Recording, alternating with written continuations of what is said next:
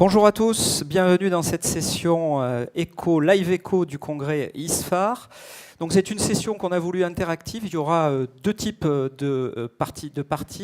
Une première partie où nos experts vont sur un mannequin vous montrer comment on fait un examen et puis ils vous montreront quelques images pathologiques.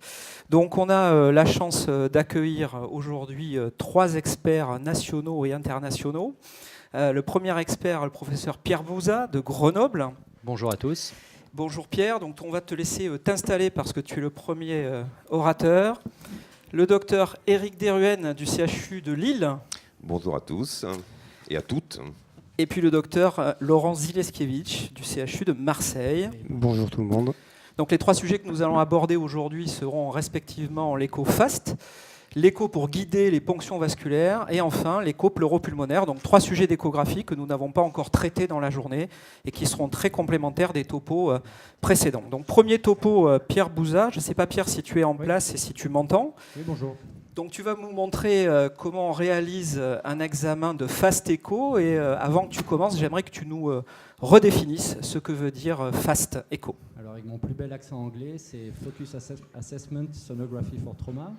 Donc c'est un examen rapide et efficace dont l'objectif est de déterminer si on a un épanchement intrapéritonéal et uniquement cela, il n'y a pas aucun diagnostic d'organe. Donc pour faire cet examen, ce que j'utilise dans ma pratique quotidienne, c'est la sonde abdominale avec un réglage abdominal. Donc ici on a une sonde convexe que l'on va appliquer sur 4 cadrans. Ici, le cadran pour regarder l'espace de Morrison en interhépatorénal. Cette fenêtre ici qui permet de voir le péricarde. Et enfin, cette fenêtre dans l'hypocondre gauche qui vous permet de regarder l'espace entre la rate et le rein. Et enfin, un dernier examen qui sera au niveau pubien pour regarder l'épanchement dans le Douglas. Donc pour démarrer ma session, on va donc démarrer tout simplement par rechercher l'espace de Morrison. Donc par définition, le diaphragme doit être situé en haut. Donc le repère, je me mets perpendiculairement aux côtes, le repère situé vers le haut. Et on va voir apparaître ici un espace de Morrison qui est situé entre le foie à gauche et le rein à droite, qui est ici virtuel. On a simplement quelques franges graisseuses. Ce qui est très important de regarder, c'est également de se déplacer vers la hauteur pour visualiser le diaphragme. Fréquemment, des épanchements ne peuvent être présents entre le foie, par exemple, et le rein, et peuvent se localiser au niveau du diaphragme. Donc il faut vraiment clairement visualiser ce diaphragme. Visualiser le diaphragme, ça vous permet également de vérifier où commence l'abdomen et où il se termine. Et finalement, à quel moment on va rentrer dans le thorax. Et si on pense par exemple à des patients qui ont des hernies diaphragmatiques, clairement on ne visualisera pas bien cette ligne diaphragmatique qui est le signal hyperéchogène que vous voyez juste au-dessus du foie. Et donc il faut toujours regarder qu'au-dessus le poumon glisse, on peut même voir un épanchement dans le cul-de-sac, et puis qu'en dessous il n'y ait pas d'épanchement entre le diaphragme et le foie. Donc ici vous avez une écho de type Morrison avec le diaphragme au-dessus. Ensuite, on procède tout simplement à un examen du cœur. Alors ici, pour visualiser donc un épanchement intrapéricardique, je vais devoir peut-être remettre un peu de gel. Alors l'échogénicité n'est pas parfaite, mais notre objectif n'est pas... Alors je vais devoir augmenter un peu la profondeur. Alors, je voudrais préciser pendant que tu fais tes réglages qu'on a choisi volontairement un sujet d'âge moyen et de corpulence moyenne, je le dis parce qu'il m'a permis de le dire, de façon à montrer qu'il n'y a pas de tricherie dans cette échogénicité. Donc là, en fait, ce qu'on va voir, c'est le ventricule droit au premier plan. Et l'autre objectif, c'est vraiment de voir, voilà, au niveau du ventricule droit, on regarde entre le foie et le ventricule droit s'il y a on voit apparaître un épanchement qui se situerait de manière pathologique à cet endroit. J'ai une image à vous montrer ensuite dans la suite de mes diapos. Donc finalement, même si on n'a pas une échogénicité parfaite, là on est capable de dire, d'avoir un reflet de la contractilité du ventricule gauche, et puis de vérifier qu'il n'y ait pas d'épanchement, tout du moins autour du ventricule droit. Évidemment, si on veut faire un diagnostic précis d'épanchement péricardique, il vaut mieux utiliser la sonde cardio et faire un examen cardiologique. Et ensuite, on va se déplacer vers la troisième zone d'intérêt, qui est donc l'espace entre la rate et le rein. Et surtout à cet endroit, gardez en mémoire que l'épanchement, il se situe fréquemment entre le pôle supérieur de la rate et le diaphragme. Donc on visualise à nouveau le diaphragme ici, c'est la ligne hyperéchogène juste au-dessus de la rate. On visualise même le poumon glissé. Et en dessous, vous voyez la rate. Et donc si un épanchement est présent fréquemment, c'est entre ce diaphragme et cette rate.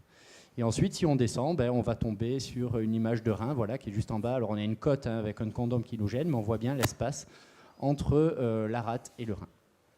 Enfin, pour finir l'examen, il faut pratiquer une écho au niveau de la vessie. Donc ici, vous voyez parfaitement la vessie. Avec, là, si je bec un peu, on voit parfaitement la prostate. Et on devinerait un épanchement qui se situerait en arrière de la vessie. Je vous conseille également de faire un tour à 90 pour visualiser la vessie dans le sens plutôt sagittal. Et on verrait l'épanchement aussi se situer au-dessus de la vessie. Donc vous voyez, comme ça, on a une parfaite visualisation ici du Douglas et même de la prostate en dessous. Et donc un épanchement se situerait là. Donc ce que je vous propose, c'est que maintenant je vous ai montré d'un point de vue pratique cet examen, c'est de vous montrer des exemples de pathologies qui illustrent aussi certains pièges. Alors si vous avez un premier exemple, c'est un patient qui avait été admis au déchocage suite à un accident de la voie publique, et ça c'est son premier coup de faste. Alors lorsqu'on regarde cet examen, on constate que, à première vue, je ne suis pas sûr qu'on arrive à détecter forcément le liquide. Et par contre, si vous passez à la diapo numéro 2, ben voilà. Donc en se décalant un petit peu, en allant chercher un peu, en dégageant un peu plus l'espace de Morrison, ben là on constate un épanchement. En fait, ce patient, il avait un traumatisme de la rate, avec un épanchement intrapéritonéal qui était débutant et qui donc était simplement pas visible sur l'intégralité du Morrison. Et donc fast, ça veut dire aussi rapide, mais il ne faut pas faire si rapide que ça. Il faut être exhaustif et aller chercher vraiment tout l'espace et dégager tout l'espace. Donc ça, Pierre, c'est pour les internautes, c'est une image d'épanchement minime, on est d'accord ? Oui, voilà, en gros, on est certainement en dessous de 2 mm sur un cadran chez ce patient.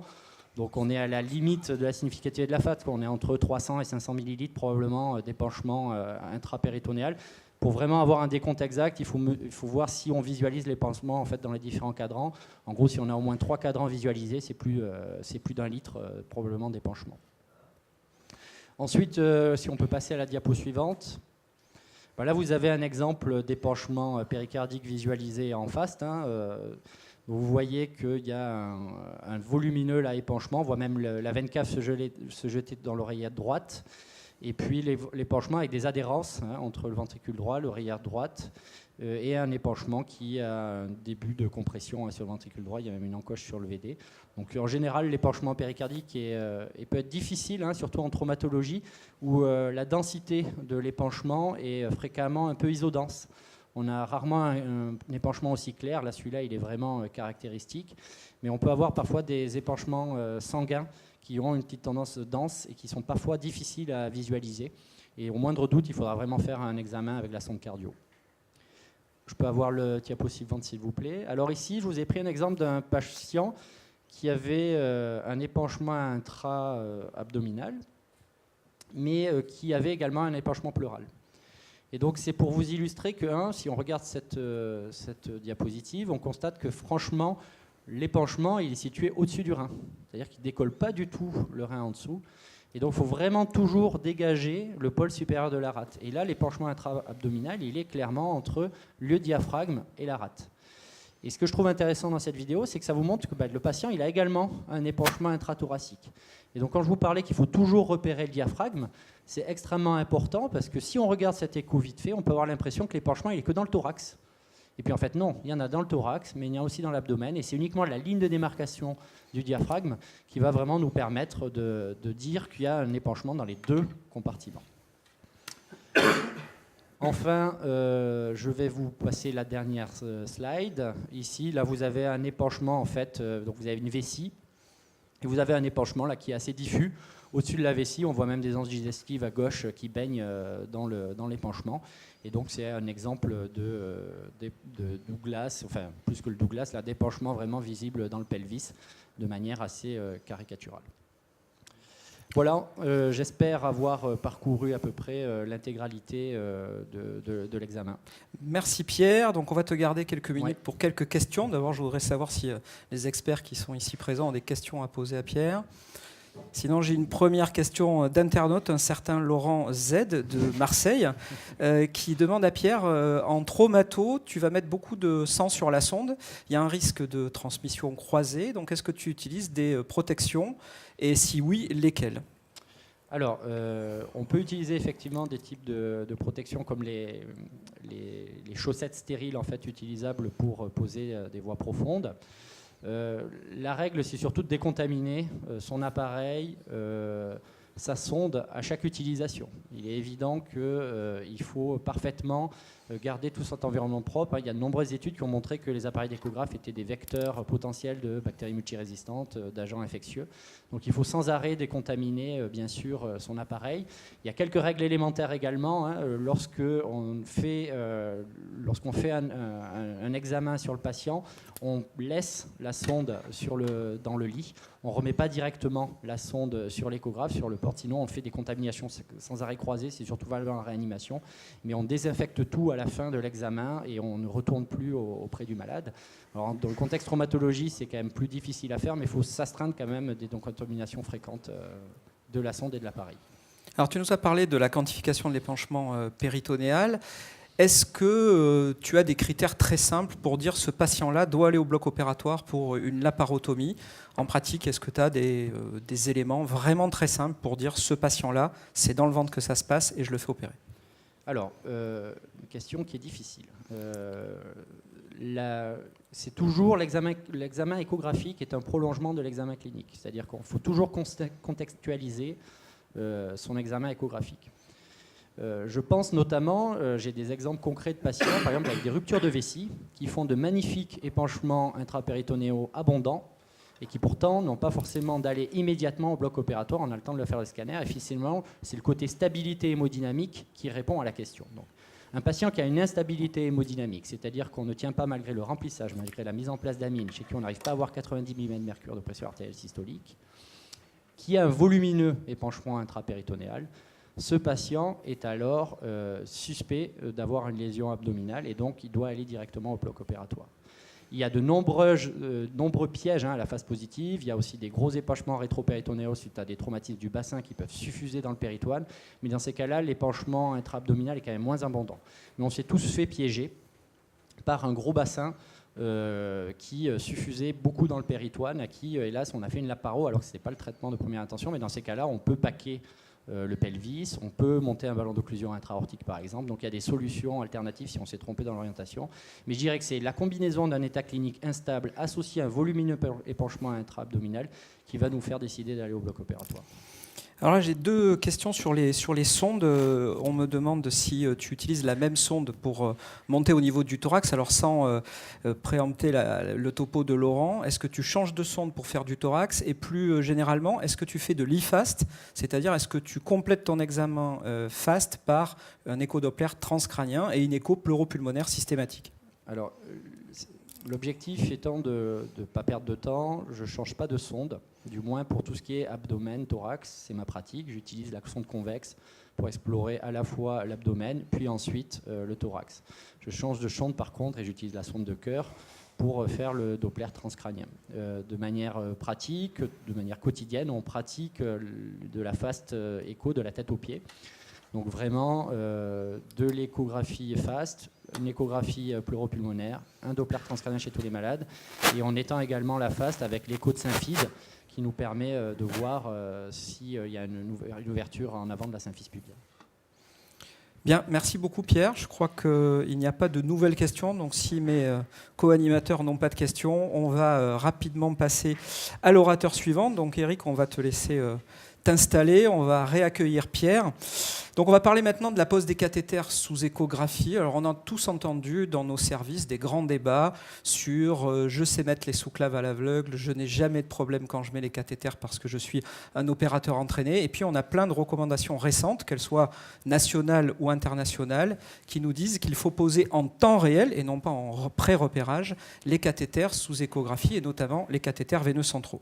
Donc Eric va nous montrer tout d'abord quelques diapos de littérature sur la pose des cathés, et puis ensuite il nous montrera en pratique sur le mannequin comment on peut poser un cathéter. Alors ce ne sera pas des vraies ponctions, hein, parce que sinon notre volontaire ne reviendra jamais.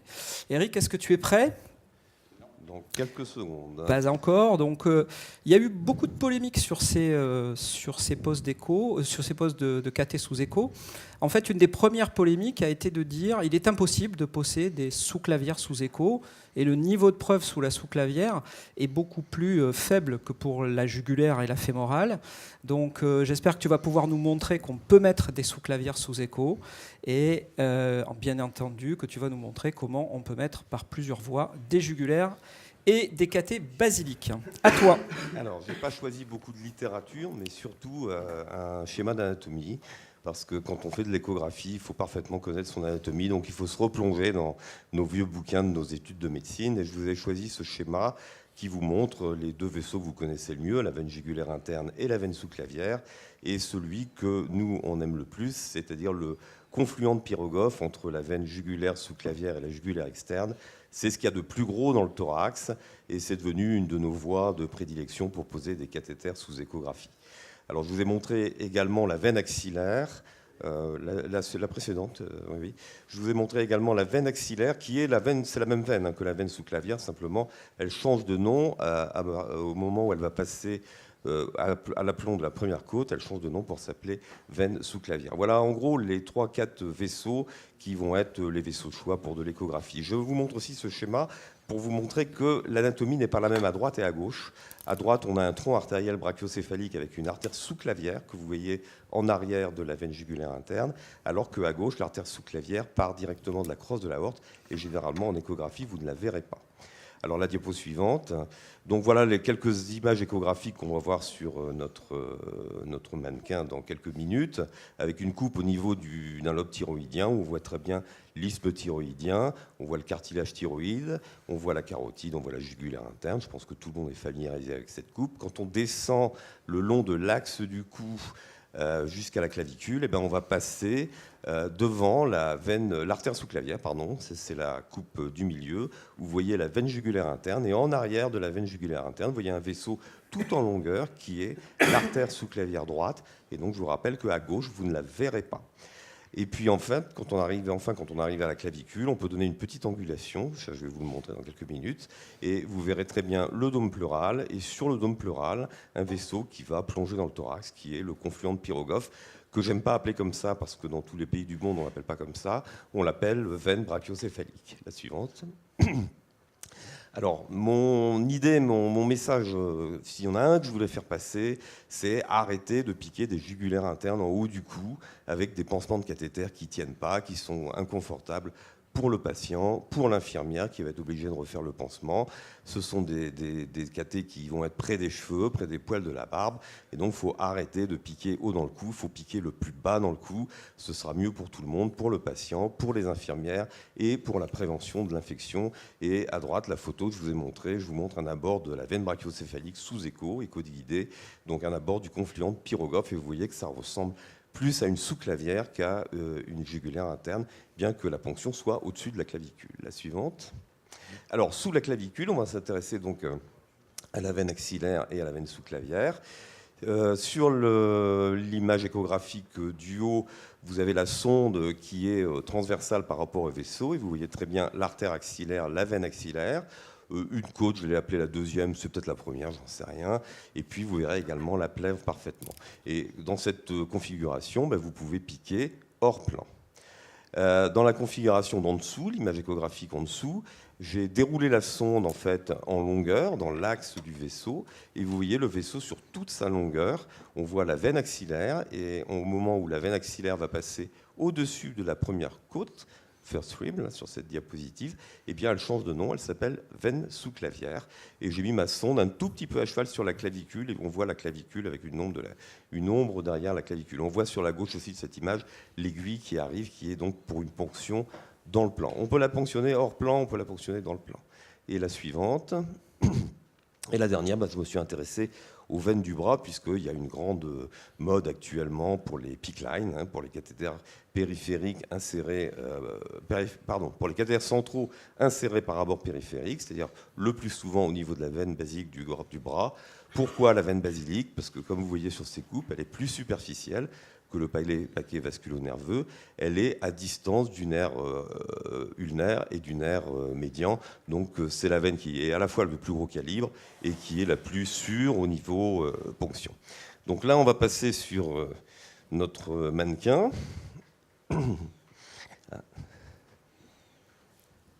Alors le temps que tu t'installes, J'avais prévu une seringue. Est-ce que tu utilises des aiguilles spéciales pour qu'elles soient mieux visibles sous ta sonde d'échographie? Pas du tout.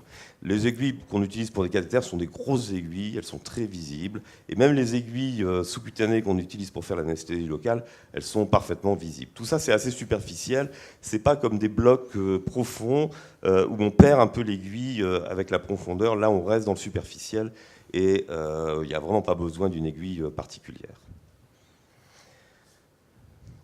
Alors, j'ai donc posé ma sonde au sommet du triangle de Cédillo. Et on voit très bien sur la droite le cartilage thyroïde, on voit l'isthme thyroïdien, on voit un lobe thyroïdien, et puis là je vais mettre les vaisseaux au milieu du champ. Vous voyez la carotide, la veine jugulaire. Donc ça pourrait déjà être une ponction par un abord donc, hors plan. Je ne sais pas si on voit bien ma main. On voit parfaitement bien, oui. Ok, un abord hors plan. Bon, moi, je ne le fais pas parce que ça me fait piquer assez haut au niveau du cou. Et je vous ai dit, je n'aime pas trop ça. Je préfère piquer beaucoup plus bas dans le cou. Donc, c'est un abord que généralement, je ne fais pas.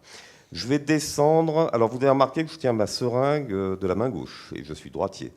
En fait, quand on fait du vasculaire sous écho, on peut tenir la sonde indifféremment de la main gauche, de la main droite. Et pareil pour la seringue avec l'aiguille. Quand on pique sous écho, on ne fait pas de vide, on n'aspire pas. Et comme on n'aspire pas, le geste, c'est comme quand on tient une fourchette, par exemple, c'est un geste qui est assez facile à acquérir assez rapidement. Donc je vais descendre le long de l'axe du cou, et on va voir l'artère sous-clavière qui va passer sous la jugulaire interne. Donc je vous dirai quand elle arrive. Voilà, l'artère sous-clavière, vous voyez, qu'on voit très bien en profondeur. Sous la jugulaire interne, elle est très à distance de la jugulaire interne, elle bat, elle va rejoindre la carotide pour former le tronc artériel brachiocéphalique, en bas à droite ici. Et si je continue, j'arrive à la clavicule, et là, il ne faut pas hésiter à anguler. Donc je vous remonte j'exagère, hein, je vous remonte le geste, je fais exprès d'exagérer. Il faut anguler, et quand vous angulez, vous perdez l'artère sous-clavière, et vous gagnez la veine brachiocéphalique, ou confluente Pirogov. Ici, vous voyez très bien en bas à gauche le dôme pleural et la veine brachiocéphalique qui va plonger dans le thorax. Alors la ponction, ça va être juste en arrière du muscle pour passer sous le muscle. Une aiguille qui va être très horizontale.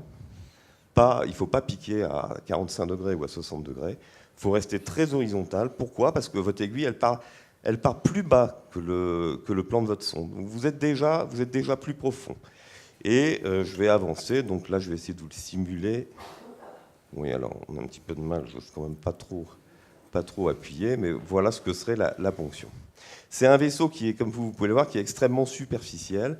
Et qui est... là, je ne vois pas très bien. Attendez que je regarde ici. Il est à 1,5 cm de la peau, hein. Donc c'est un vaisseau qui reste extrêmement superficiel. Donc je vous résume les 3 ponctions possibles. Hors plan, jugulaire interne. Dans le plan, vous pouvez également ponctionner la jugulaire interne, auquel cas il ne faut pas arriver à 90 degrés de la paroi, mais donner déjà une petite orientation de façon à orienter ensuite votre guide vers le cœur et non pas vers la tête. Ça, c'est très très important. Hein. Oui, c'est la petite orientation qu'il faut donner, c'est important, effectivement. Et puis, ce que je préfère personnellement, l'abord de la veine brachiocéphalique, où là, de toute façon, vous êtes dans l'axe du vaisseau, votre guide il va toujours aller dans la bonne direction. Il n'y a pas de fausse route. C'est une voie d'abord où il n'y a pas de fausse route. Sauf chez l'enfant, le tout petit, parce que chez l'enfant, on peut avoir toutes les fausses Eric, tu as choisi ton camp, hein, tu es en train de nous dire qu'il faut piquer dans le plan. Est-ce que je te suis bien? Alors pour le moment, dans le coup, moi je pique dans le plan. D'accord. Après, tu vas voir que je pique hors plan ailleurs. Donc on va descendre du côté de la sous-clavière et de la veine axillaire. On ne t'a pas vu utiliser de Doppler pour repérer l'artère et la veine? Tu fais juste un test de compression? Jamais, non. Ni test de compression, ni Doppler. Quand on connaît l'anatomie, on ne peut pas se tromper. C'est vraiment les vaisseaux, on voit très bien de qui il s'agit. Je fais du Doppler éventuellement dans le bras. Dans le bras ou dans l'avant-bras, parce que là, de temps en temps, on a beaucoup de vaisseaux, on ne sait pas trop qui est qui. Mais au niveau du cou ou du thorax, c'est quelque chose que je ne suis jamais amené à faire, hein, pratiquement. Alors, je vais me mettre sous la clavicule. Alors là, il n'y a pas de...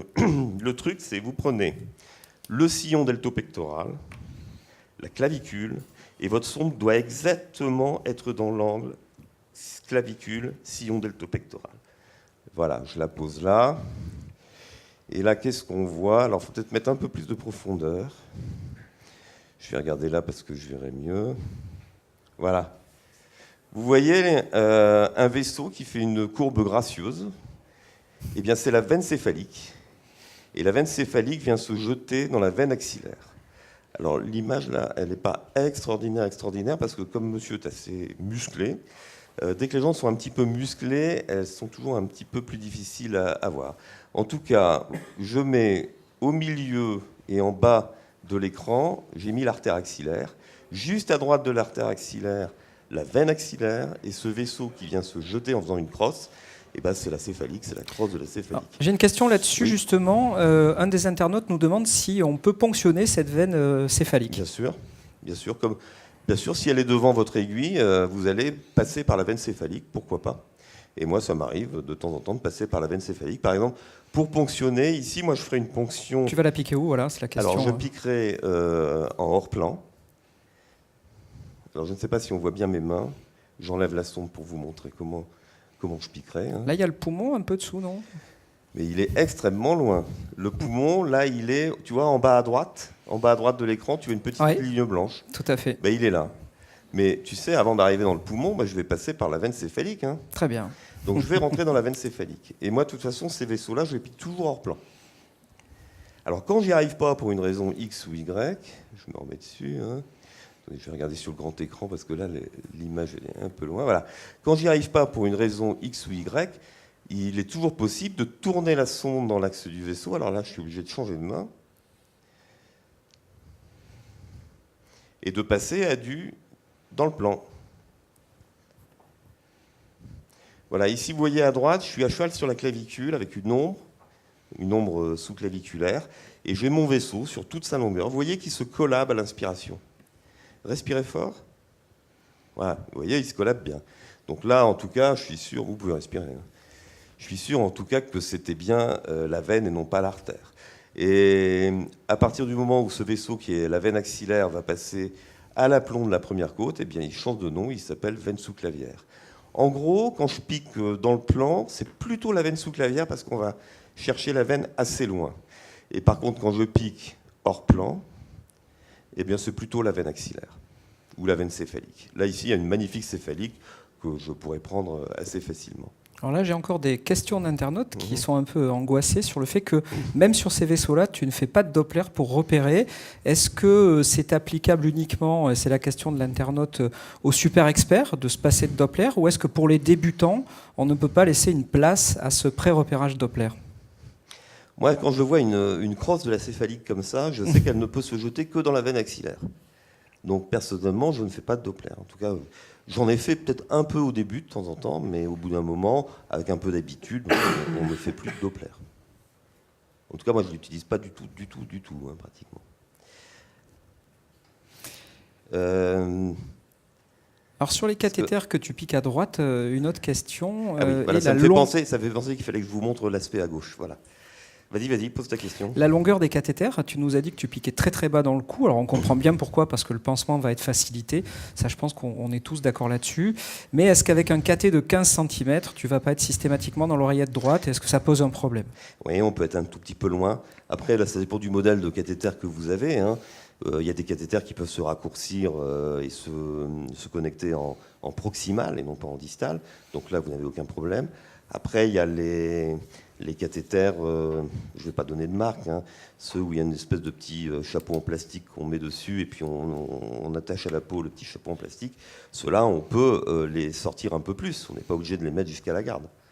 Mais Parfait. Effectivement, enfin, moi qui suis en pédiatrie actuellement, la longueur des cathéters, c'est un vrai problème. Parce que alors là, en pédiatrie, ils sont 10 fois trop longs, tous les cathéters, hein, y compris les 3 French, quoi. Donc là, tu les pré-mesures sur le thorax de l'enfant Bah, et tu les coupes à la bonne longueur. On faisait ça quand j'étais... Nous, à Gustin-Roussy, on avait la scopie, donc on n'avait vraiment aucun problème D'accord. pour mesurer la longueur.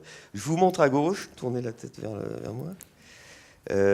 À gauche. Alors, vous voyez déjà que ça ne se ressemble pas par rapport à la droite. Vous voyez que la jugulaire interne gauche est beaucoup plus grosse ici par rapport à la droite, et c'est assez inhabituel. Souvent, c'est la droite qui est plus grosse. Mais vous voyez que ce n'est pas le même aspect. Donc là, je suis au niveau du lobe thyroïdien.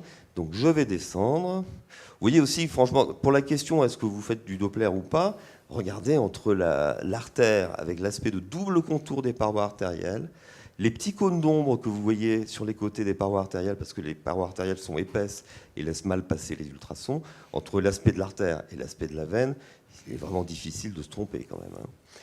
Donc je vais descendre, juste pour vous montrer qu'on ne va pas voir l'artère sous-clavière. Et hop, voilà, je suis au niveau de mon confluent à gauche, qui s'appelle d'ailleurs maintenant, qui s'appelle tronc veineux innominé gauche, et vous voyez qu'on n'a pas vu. Non, pourquoi vous avez inversé? Vous voyez qu'on n'a pas vu l'artère sous-clavière. Et ça, c'est tout à fait habituel. On va regarder le bras maintenant. Je ne sais pas combien de temps il me reste. C'est bon, tu es parfaitement dans les temps. J'ai une question justement sur tes critères de choix entre un cathéter veineux central standard dans un gros tronc veineux ou un PICC line. Est-ce que c'est finalement les oncologues qui vont te faire cette demande-là, ou est-ce que toi, tu as des critères de choix pour poser plutôt un PICC line? Le critère de choix, c'est des indications médicales. Médicales. Vous avez une antibiothérapie de 6 semaines, en orthopédie par exemple, c'est une très bonne indication de PICC line, parce que c'est un cathéter qui va être très confortable à domicile. Vous avez une association radio-chimiothérapie qui va durer 2 mois, c'est une bonne indication de PICC line, comme ça peut être une bonne indication de cathéter. Vous avez un patient d'ORL qui a une trachéotomie, qui suppure au niveau du cou, c'est une bonne indication de PICC line. J'en oublie encore, il y a une très bonne indication de PICC line, c'est les patients qui ont des troubles de l'hémostase, parce qu'on peut poser les PICC line quelle que soit l'hémostase, on peut les poser sous anticoagulant, on peut les poser avec 10 000 plaquettes, donc tout ça, ce sont des bonnes indications de PICC line. Il y a de très très bonnes indications de PICC line, hein. Donc j'ai mis un garrot, j'ai apporté un garrot, c'est la première fois de ma vie que j'oublie pas d'apporter un garrot. Et vous voyez que j'ai mis le bras, où est-ce qu'on peut... Voilà. Ouais, vous voyez comment j'ai mis le bras, parce que la veine basique, elle chemine à la face interne du bras. Donc on va prendre la jonction tiers inférieur, tiers moyen du bras, je pose ma sonde, et voilà, je suis tombé en plein sur une belle veine basilique. Je vais l'écraser pour vous montrer qu'elle se comprime bien qu'il y a un garrot. Et vous voyez qu'elle est toute seule, alors qu'en bas, vous voyez le paquet vasculo-nerveux, où il y a une artère brachiale, des veines brachiales, il y a le nerf médian qui se promène quelque part, alors que la veine basilique, eh ben, elle est toute seule, elle est extrêmement superficielle, puisque ici, elle est à 1 cm de la peau. Et ma ponction, ça va être une ponction hors plan. Je ne sais pas si on voit bien, je vais enlever ma main. Ça va être une ponction hors plan. Alors en plus, les aiguilles des PICC line sont des aiguilles qui sont extrêmement fines, hein. C'est comme un cathlon, 20 gauge ou 20 gauge. Donc c'est extrêmement fin. Et c'est une ponction qui n'est pas du tout hémorragique. Il n'y a même pas besoin de faire d'anesthésie locale pour la ponction avec l'aiguille. Après, pour insérer le cathéter, il faudra faire un petit bouton d'anesthésie locale. Je crois qu'on a fait le tour de tout, hein. Alors, il y a une question d'un anesthésiste pédiatre qui nous demande sur les cathés sous écho. C'est pas ma chef de service, par hasard. Quelle est la voie élective chez l'enfant pour poser un cathé veineux central sous écho? Alors là, il y a pas. C'est bien de poser la question. Parce là, on demande l'avis à l'expert, hein, pas l'avis non, académique. mais j'aurais dû le dire. Chez l'enfant, il n'y a pas photo, en tout cas chez le nourrisson. Est-ce qu'on pourra avoir l'image? Oui. Chez le nourrisson, la jugulaire interne, elle est toute molle, elle recule devant l'aiguille, on la transfixie, c'est une catastrophe. Et le seul vaisseau qu'on a facilement à tous les coups, c'est la veine brachiocéphalique. Donc chez le nourrisson, chez le petit enfant, vraiment la veine brachiocéphalique, c'est vraiment ce qu'il y a de mieux. Chez le tout petit, moi, j'ose pas trop poser de sous-clavière quand même, parce que c'est petit. Mais alors ce vaisseau-là, la veine brachiocéphalique, chez le nourrisson, vous êtes dans l'axe du vaisseau. C'est un vaisseau qui ne bouge pas. Il est fixé par les repères cartilagineux, osseux, ligamentaires autour. C'est un vaisseau qui est fixe et donc qui s'écrase pas du tout à la ponction. Donc ça, c'est une ponction dans le plan, on est d'accord? Dans le plan. Très bien. Juste un petit truc que j'ai aussi un petit peu oublié de vous dire. Quand vous ponctionnez quand vous piquez la veine, voilà, je suis revenu sur ma veine céphalique et ma belle veine axillaire. Mais vous voyez que la veine céphalique, elle est très très belle. Donc la ponction, je vais enlever ma sonde pour que vous voyez mieux. La ponction, c'est comme ça. Hein. Il y a un fort risque que le cathéter, il remonte dans le cou. Ça arrive même assez souvent. Donc pour éviter ça, il faut faire deux choses. Il faut que le patient il tourne la tête vers moi. Et l'autre chose, c'est qu'il faut lever l'épaule. Il faut relever l'épaule vers le haut. Avant, on apprenait, pour poser les cathéters, il faut tirer vers le bas. C'est une connerie. C'est le contraire. Il faut lever l'épaule vers le haut. Comme ça, vous ouvrez l'angle et votre cathéter, il aura plus de facilité à descendre dans la bonne direction. Bien, merci beaucoup Eric. Tu as parfaitement respecté les temps. Donc on va laisser Laurent s'installer. Laurent, tu vas nous parler d'échographie pleuropulmonaire. Donc ça, c'est une branche de l'échographie qui a été développée uniquement par les réanimateurs. Ça n'est pas une histoire ni de cardiologue, ni de pneumologue, ni de radiologue. Ce sont des réanimateurs et finalement des réanimateurs pneumologues qui ont développé cette technique dès les années 90 et elle est devenue populaire depuis une dizaine d'années. Alors ce qu'on sait là-dessus, c'est que ça permet de diminuer de façon significative des examens irradiants. Il y a des papiers qui montrent qu'on peut diminuer jusqu'à la moitié d'examens comme des scanners ou des radios du thorax. Et on sait également que ça améliore la performance diagnostique, puisque en moyenne, la performance d'une échographie, ça va être d'une auscultation, pardon, ça va être une sensibilité d'environ 40%, une spécificité de 90%, alors que par rapport au gold standard, la sensibilité, la spécificité de l'écho va être à peu près de 90%, le gold standard étant le scanner. Donc Laurent, si tu es prêt, tu peux commencer ton topo. Donc je crois que tu vas nous montrer d'abord quelques diapos, oui, et ensuite tu nous montreras comment réaliser un examen d'échographie. Oui, alors je ne sais pas si vous m'entendez, donc voilà, tu peux passer rapidement. Donc effectivement, l'échographie pulmonaire a été longtemps délaissée parce que l'interface tissu-air renvoie les ultrasons. Donc pendant longtemps, on pensait que ce n'était pas possible de faire de l'échographie pulmonaire. Et depuis Daniel Lichtenstein, eh bien, on sait que 95% des lésions finalement du poumon se transmettent jusqu'à la plèvre et on peut donc les approcher par l'écho et au moins par des signes indirects. Et donc si on accepte la philosophie de voir souvent des signes indirects, on peut avoir énormément d'informations avec l'échographie pulmonaire. Alors, qu'est-ce qu'on va voir quand on fait de l'échographie pulmonaire ? Eh bien, on va voir le rapport entre l'air et le tissu sur le poumon. Et donc, on aura des images indirectes. Donc, à gauche, un poumon qui est complètement normal, qui est plein d'air. On va voir un artefact, car l'air est arrêté par les ultrasons. Ça fait des lignes A, un artefact de répétition. Et on codera ça, BUS 0, parce que le poumon est normal. Donc, tu peux mettre l'animation de manière conventionnelle. On appelle ça donc un lung ultrasound score à 0. Ça, il faut juste la prendre comme ça. À côté, quand on a donc plus de tissu et un peu moins d'air, c'est le syndrome interstitiel. Soit il y a de l'eau en fait dans l'interstitium, ça fait gonfler, soit il y a de la fibrose.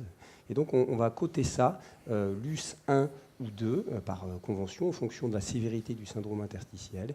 Et là encore, on aura une visualisation indirecte avec ce qu'on appelle les lignes B, on y reviendra tout à l'heure. Et puis complètement à droite, quand il n'y a plus du tout d'air dans le poumon, et bien là c'est l'atelectasie, il n'y a plus que du tissu. Et donc, pour la première fois, le poumon va se laisser complètement traverser par les ultrasons, être exploré comme un organe normal, comme un foie par exemple, et on va appeler ça l'hépatisation du poumon, la consolidation du poumon. Et pour la première fois, on aura une visualisation directe du poumon, et on codera ça le ultrasound score 3. Donc avec cette légende très simple, 0, 1, 2, 3, on a une idée du rapport entre l'air et le tissu dans le poumon. Plus le score est élevé, plus le poumon a perdu son aération et est gravement atteint.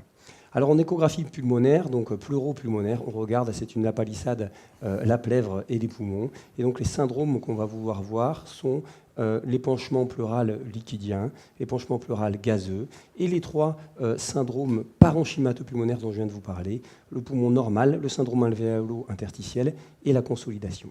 Donc j'insiste, c'est de l'imagerie. Plusieurs pathologies peuvent avoir la même sémiologie échographique. C'est la même chose qu'au scanner. Lorsque vous avez un syndrome interstitiel au scanner, ça peut être une pneumonie à la cordarone, une asbestose, un œdème, etc. Donc en échographie pleuropulmonaire, vous décrivez des syndromes et pas des maladies. Et plusieurs maladies peuvent avoir les mêmes syndromes.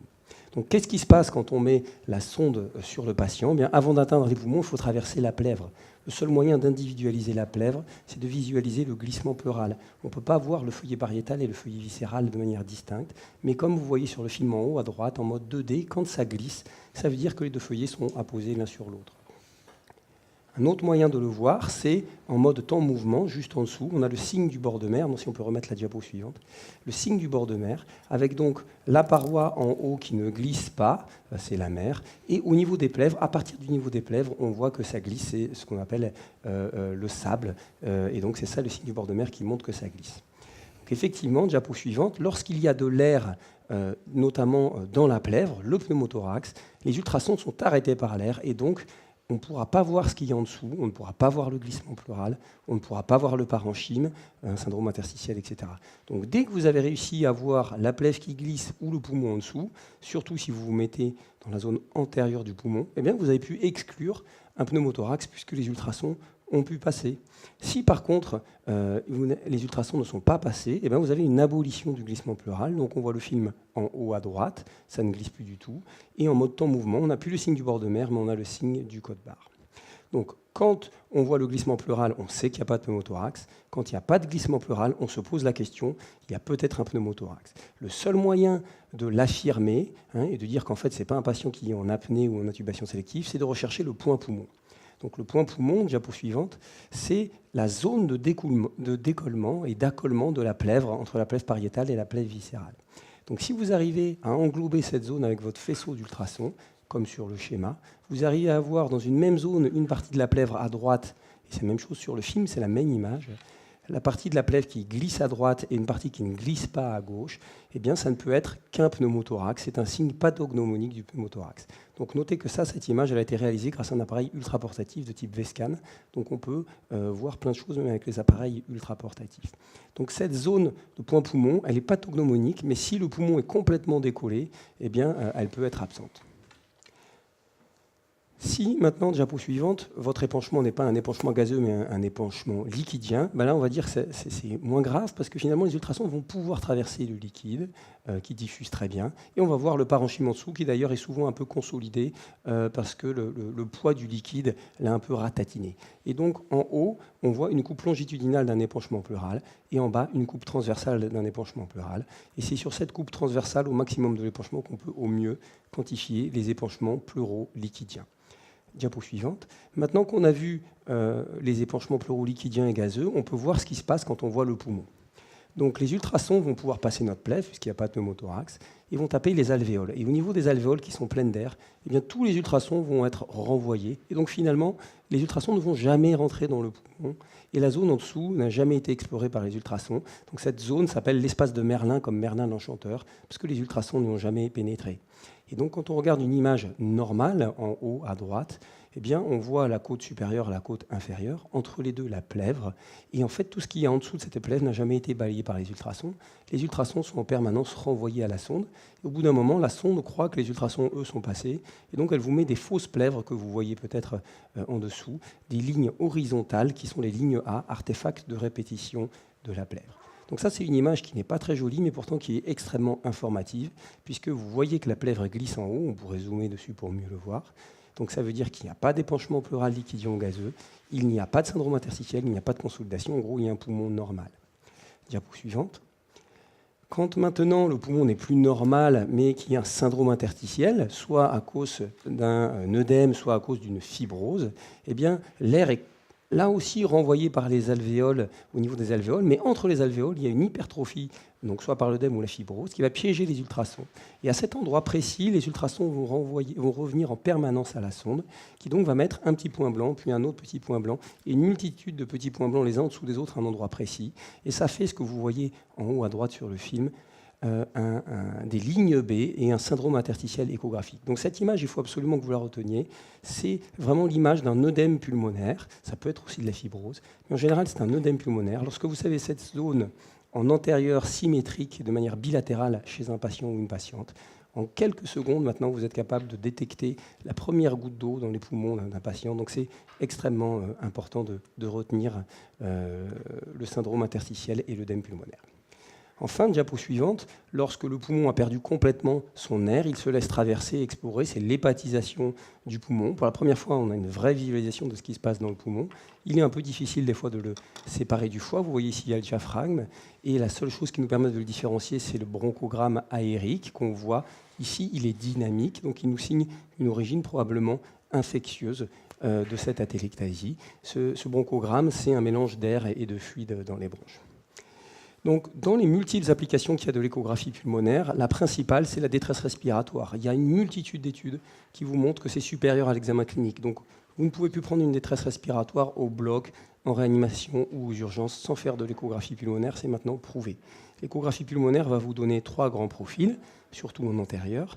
D'un côté, le profil B, où vous aurez donc des lignes B de manière bilatérale symétrique. Ça veut dire un œdème, donc le plus souvent un OAP. Si vous avez une atteinte asymétrique chez un patient en détresse, ça évoque plutôt une pneumonie. Et si vous avez un patient en détresse avec une échographie pulmonaire normale, ça veut dire que ça ne vient pas du parenchyme, ça ne vient pas des plèvres. Donc ça peut être une embolie pulmonaire, une tamponnade ou une pathologie bronchique. Le problème, c'est qu'on n'atteint que 80% à peu près de puissance diagnostique, même si c'est déjà très très bien, parce qu'il est très difficile avec l'écho pulmonaire seul de différencier un OAP d'un œdème lésionnel. Il y a donc des pneumonies bilatérales interstitielles, comme la grippe, vous prenez mon cas par exemple, qui peuvent mimer un OAP, et des embolies pulmonaires qui peuvent mimer des pneumonies avec une atteinte unilatérale. Donc le message fort qu'il faut retenir, c'est que si vous ne faites pas d'échographie pulmonaire, vous n'êtes vraiment pas dans les clous, mais si vous faites que de l'échographie pulmonaire, vous êtes déjà has-been, parce que cette magnifique étude de l'équipe toulousaine montre que lorsqu'on associe les échographies, on fait mieux que lorsqu'on fait de l'échographie pulmonaire seule, et donc on monte à 90 voire 100% de performance diagnostique. Donc il faut savoir faire de l'écho pulmonaire, mais aussi de l'écho veineuse, de l'écho cardiaque pour chercher un cœur droit et une tamponnade. Enfin, je vous remercie de votre attention et vous pouvez venir, la diapo suivante, vous pouvez venir vous former, en tout cas, n'hésitez pas à Marseille au reste des échographies. Donc, merci beaucoup Laurent. Donc, oui. On te laisse te réinstaller. Bon, tu vas nous montrer maintenant en pratique comment on fait une écho pleuropulmonaire. Donc tu as le temps, il nous reste un petit quart d'heure. Hein. Et j'ai 2 questions d'une internaute. Donc Pauline d'Angers nous demande quelle sonde tu utilises. Je t'assure que ce n'est pas moi qui pose la question. Est-ce que tu fais ça avec la sonde microconvexe, avec la sonde abdominale ou avec la sonde de cardio ou avec la sonde linéaire ? C'est une bonne question parce que justement j'allais commencer par là la démonstration. Donc le message fort, c'est sonde basse fréquence, celle que vous voulez, la microconvexe qui passe mieux entre les côtes, la convexe ou la cardiaque. Nous on utilise dans le service la convexe, c'est-à-dire la sonde abdominale. Les pneumologues, eux, ils utilisent volontiers les sondes linéaires haute fréquence parce qu'ils s'intéressent vraiment à la plèvre de manière très très précise. Donc si vous voulez chercher une pathologie pleurale proprement dit, on peut utiliser la sonde haute fréquence. Et quand vous utilisez les appareils ultraportatifs, il faut utiliser aussi plutôt les sondes haute fréquence. Mais pour résumer, en réanimation, c'est une sonde basse fréquence, celle que vous voulez. Et le programme que vous allez utiliser, c'est un programme d'exploration profonde. Donc ça peut être un programme de fast écho ou un programme d'échographie abdominale ou un programme d'échographie pulmonaire, celui que vous voulez. Alors, ensuite, on peut voir un peu l'installation du patient. Donc ici, le patient est allongé à plat. Mais sinon, la position du patient, c'est un patient, une position classique de réanimation à 35 ou 45 degrés. Les bras un peu décollés du corps pour qu'on puisse aller explorer les zones profondes du thorax. On va donc diviser le thorax en 12 cadrans en tout, donc 6 cadrans par poumon. Chaque poumon va être divisé en 3 zones. Une zone antérieure qui va jusqu'au niveau donc, de la ligne axillaire antérieure. Une zone latérale entre la ligne axillaire antérieure et la ligne axillaire postérieure. Et une zone postérieure en dessous de la ligne axillaire postérieure. Chaque zone est divisée en 2 cadrans, un cadran supérieur à peu près au-dessus du mamelon et inférieur à peu près au niveau du mamelon. Donc au total, ça fait 3 zones, 2 cadrans, 6 cadrans par poumon, 12 cadrans en tout. Comment réaliser l'examen en pratique? Il faut réaliser une coupe longitudinale, c'est-à-dire une coupe perpendiculaire aux côtes. Ça, c'est un premier message fort qu'il faut absolument retenir. Et si vous réalisez une coupe ainsi, vous allez pouvoir voir donc, la côte supérieure avec son cône d'ombre, la côte inférieure avec son cône d'ombre, et donc entre les deux, ça ne peut être que la plèvre. Et ça vous facilite beaucoup la réalisation de l'échographie pulmonaire. Ensuite, vous pouvez faire un petit peu d'anisotropie, comme disent nos amis locaux régionalistes, et essayer de voir apparaître ligne A, ligne de répétition de la plèvre ici, dans l'espace de Merlin. Si vous voulez voir mieux la plèvre pour commencer, on peut zoomer un petit peu sur la plèvre pour visualiser au mieux le glissement et éventuellement diminuer le gain. Voilà. Et là, on voit bien que la plèvre glisse. Là, on voit que la plèvre glisse, donc normalement, il n'y a pas besoin de faire du mode temps-mouvement. Laurent, je te coupe 2 minutes. Oui. Les lignes A, on rappelle qu'elles n'ont aucune signification anatomique ni pathologique. Exactement. Ce sont des lignes horizontales, physiologiques, qui signent en fait le fait que les ultrasons se sont arrêtés et qu'il y a une répétition. Alors j'ai une question d'un certain P. Bouza de Grenoble. Oui. Ouais, juste, est-ce que tu peux nous montrer clairement les lignes A de répétition sur une vue plus large pour tout le monde? Alors ici, il y en a une ici. Voilà, donc ici, il y en a une ici. Après, voilà, il y en a une autre ici. Voilà, ces lignes ne sont pas d'une importance capitale. Ce qu'il faut voir, c'est que la plèvre glisse et qu'il n'y a pas de ligne B et qu'il n'y a pas de consolidation du poumon. Ça suffit pour dire qu'il s'agit d'une image normale. Donc là, on avait dit qu'on avait zoomé sur la plèvre, qu'on avait diminué un petit peu le gain, qu'on avait vu donc que ça glissait bien. Et donc, normalement, on n'a pas besoin de faire du mode TM, mais on va quand même s'amuser à en mettre pour essayer de voir le glissement pleural et le signe du bord de mer. Donc vous voyez ici le signe du bord de mer, avec ici la paroi qui ne bouge pas, et en dessous, on dirait du sable. Ce n'est pas la même chose. Donc si on demande aux patients de faire une apnée, de gonfler la poitrine et de rester bloqué, on va voir que ici, vous voyez très bien qu'on a un équivalent en fait de pneumothorax, puisqu'on a une abolition du glissement pleural respiratoire, donc qu'on voit très bien ici. Donc on pourrait dire, vous pouvez respirer, hein, c'est bon, j'ai gelé. On pourrait dire ici qu'il y a une abolition du glissement pleural et donc se poser la question, savoir est-ce qu'il s'agit d'une intubation sélective, est-ce qu'il s'agit d'un pneumothorax ou est-ce qu'il s'agit d'un patient en apnée. Tu peux nous montrer le point P, là, sur cette image? On le voit assez bien. Et donc, alors, si on voulait voir le point P, c'est-à-dire l'alternance entre le glissement pleural et l'abolition du glissement pleural, donc c'est quelque part dans cette zone, puisqu'ici ça glisse, et ici ça ne glisse pas. Si on veut voir une abolition du glissement pleural, donc c'est le signe de la stratosphère, ça correspond à cette zone-là. Donc quand on est dans cette zone-là, on se dit, oh là, il y a peut-être une abolition du glissement pleural, donc il y a peut-être un pneumothorax. On a une avalanche de questions, Laurent, je te coupe encore une fois. Justement, sur ce sujet-là, on me demande comment faire pour quantifier un pneumothorax, c'est-à-dire en gros rechercher la limite latérale du pneumothorax pour évaluer son importance. Je vais expliquer tout de suite, mais juste tant que je suis là, je montre le pouls pleural. Donc, juste pour finir ici, on a l'abolition du glissement pleural ici. Vous voyez ici le signe du code barre. Et ce qui nous permet de faire la différence entre un pneumothorax et un patient simplement en apnée ou en intubation sélective, c'est qu'ici, vous voyez un petit peu, vous avez quand même un mini-glissement ici, un mini-glissement ici, un mini-glissement ici. Vous voyez très bien ici. Et ça, c'est en fait le pouls pleural. Le pouls pleural, c'est aussi un glissement pleural, mais qui n'est pas médié par la ventilation. Il est médié par la transmission d'ondes de pouls. Et normalement, quand vous respirez, il disparaît dans le glissement pleural respiratoire. Mais quand vous êtes en apnée, il est présent. Et ce pouls pleural, c'est un signe un peu plus fin dont je ne vous avais pas parlé, mais il permet de différencier une intubation sélective d'un pneumothorax. Quand vous avez un pouls pleural, c'est que les feuillets continuent à glisser l'un sur l'autre, donc c'est qu'il n'y a pas d'air entre les deux feuillets. Tu le fais en pratique, ça c'est une autre question. Laurent, tu vérifies autrement qu'avec le stéthoscope l'intubation sélective? Oui, alors on va montrer comment. Alors, réponse à la première question. Comment quantifier un pneumothorax? Donc on a dit, on va zoomer voilà, sur la sonde, qu'au départ, on fait une coupe perpendiculaire aux côtes, donc longitudinale. Si j'ai une abolition du glissement pleural, je vais donc suspecter un pneumothorax. Je je vais chercher le point poumon. Je tourne à 90 degrés ma sonde et je vais aller chercher, vous savez que le pneumothorax se décolle en premier ici, en zone antérieure, et il revient se coller en inspiration ici. Donc je vais chercher petit à petit de plus en plus loin dans le creux axillaire, une zone où j'aurai l'alternance d'un glissement pleural et de la disparition du glissement pleural, ce que je vous ai montré tout à l'heure. Et donc plus je trouve ce point poumon loin dans le creux de l'aisselle, plus ça veut dire que le poumon est décollé beaucoup. C'est uniquement semi-quantitatif, parce que plus il est loin, plus il est décollé. On sait qu'il est décollé jusque loin, mais on ne sait pas s'il est décollé de 1 cm ou de 5 cm, puisque l'air arrête les ultrasons. Et ça, seul le scanner pourra vous le dire. Donc la semi-quantification du pneumothorax, c'est se mettre en coupe transversale et descendre dans le creux de l'aisselle pour rechercher la zone d'apposition du poumon, la zone d'accollement et de décollement. Donc ça, c'était pour la quantification du pneumothorax. Pour ce qui est maintenant de la vérification de l'intubation sélective, eh bien, si on est chez un patient qui est curarisé, eh bien, ça va être très très simple. On intube le patient et on le ventile. Si ça glisse des deux côtés en antérieur, on se met toujours en coupe longitudinale, perpendiculaire aux côtes, et on regarde simplement des deux côtés. Si on regarde des deux côtés et que des deux côtés ça glisse, ça veut dire que le patient est intubé correctement. Si ça glisse que d'un côté, ça veut dire qu'il y a une intubation sélective. Si ça ne glisse qu'à droite, ça veut dire qu'il y a une intubation sélective droite. Si ça ne glisse qu'à gauche, ça veut dire qu'il y a une intubation sélective gauche.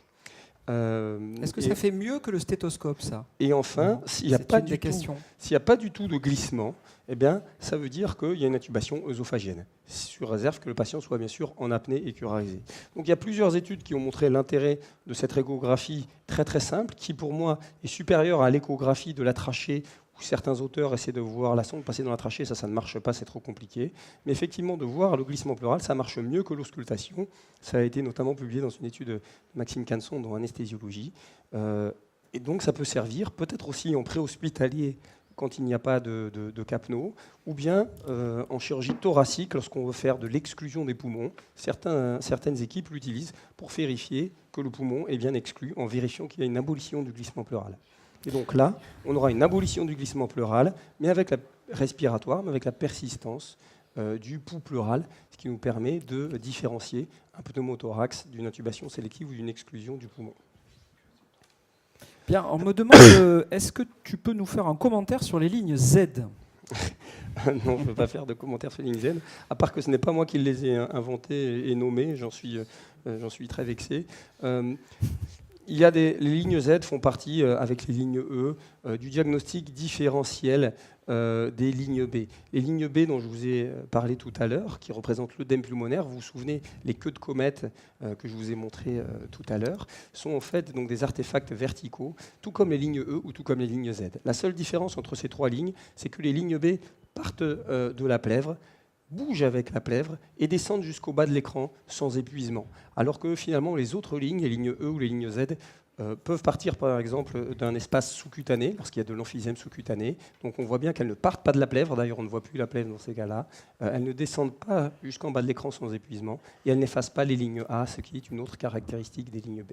Merci Laurent, il nous reste 1 minute. Est-ce que tu peux finir le topo avec 2 questions très très rapides? Comment tu quantifies un épanchement pleural liquidien? Oui. Alors, si après c'est possible aussi, je montrerai comment je fais en pratique sur une détresse respiratoire. 10 secondes, il nous reste 1 minute. Donc, alors, un épanchement très pleural liquidien et une atelectasie, ça va se voir dans la zone postérieure, ici. Donc, la zone postérieure, tout en bas donc, du patient. On va se mettre au maximum de l'épanchement. Puis, une fois qu'on est au maximum de l'épanchement, eh bien, il faudra tourner la sonde à 90 degrés et mesurer la distance interpleurale en coupe transversale. Ça, tu le fais sur toute la hauteur ou qu'à cet endroit-là? Il faut le faire qu'au maximum de l'épanchement. Voilà. Il y a différentes techniques pour quantifier les épanchements liquidiens. La plus simple, c'est de se mettre au maximum de l'épanchement, de tourner la sonde à 90 degrés et de mesurer la distance en millimètres du diamètre transversal à cet endroit-là et de multiplier ça par 20. Et ça vous donne, par exemple, s'il y a 4 cm, ça fait 40 mm x 20, ça fait un épanchement à 800 ml. Parfait. Merci Laurent. Est-ce que dans un SDRA, la compliance ABC peut abolir le glissement pleural? Oui, non?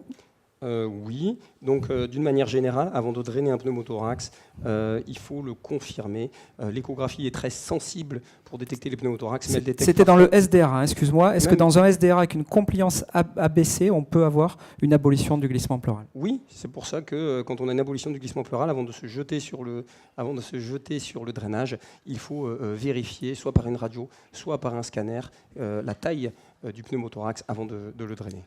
Parfait, merci beaucoup. On est arrivé au terme de cette session. Je remercie très chaleureusement mes trois Merci compagnons beaucoup. pour cette belle session. J'espère qu'elle aura répondu à toutes vos questions. Il en reste encore, mais malheureusement, nous n'avons pas le temps de finir toutes ces questions. Merci à tous, bonne soirée et à très bientôt.